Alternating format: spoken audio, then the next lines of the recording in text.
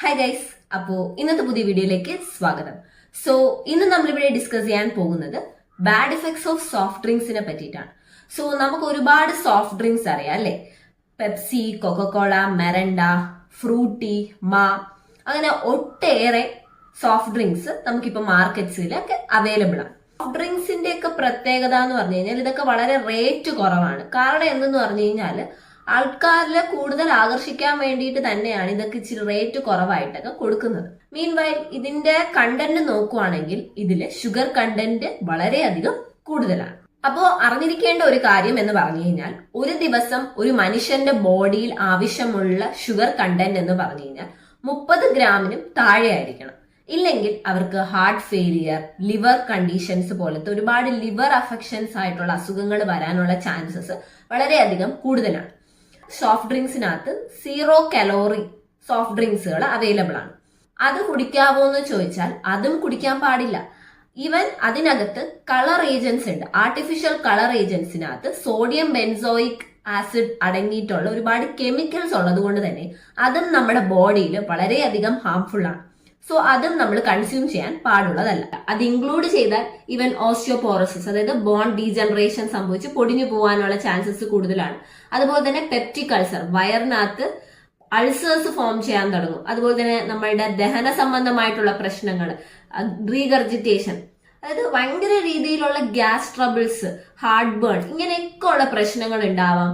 Heart failure ഉണ്ടാകാം, heart attack ഉണ്ടാവാനുള്ള chances ഒക്കെ വളരെയധികം കൂടുതലാണ് ഇങ്ങനത്തെ സോഫ്റ്റ് ഡ്രിങ്ക്സ് നമ്മൾ കൺസ്യൂം ചെയ്ത് കഴിഞ്ഞാൽ. സോ നിങ്ങളൊരു കാര്യം മനസ്സിലാക്കേണ്ടത്, ഒരു പർട്ടിക്കുലർ സോഫ്റ്റ് ഡ്രിങ്ക്സിൽ അടങ്ങിയിരിക്കുന്നത് 10 ടേബിൾ സ്പൂൺ അളവിന് ഷുഗർ കണ്ടന്റ് ആണ്. അതായത് ഷുഗർ, അത്രയേറെ ഷുഗർ ആണ് അതിനകത്ത് അടങ്ങിയിരിക്കുന്നത്.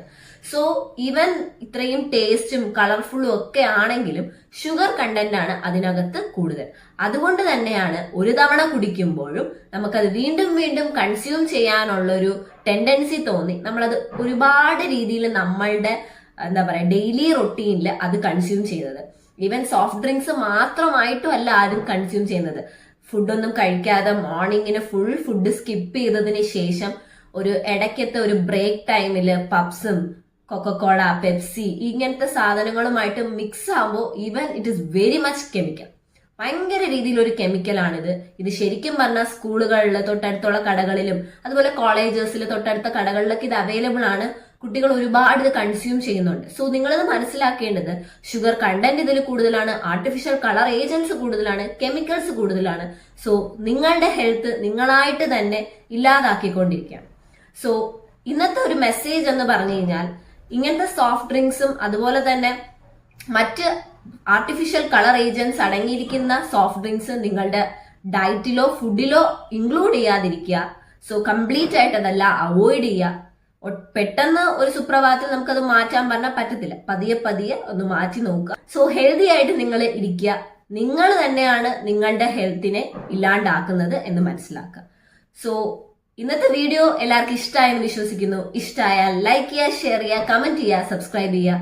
ഇനിയും പുതിയ പുതിയ വീഡിയോസുമായി വീണ്ടും വരുന്നത് വരെ, till then, it's my talk with Dr. RJ signing off. Thank you.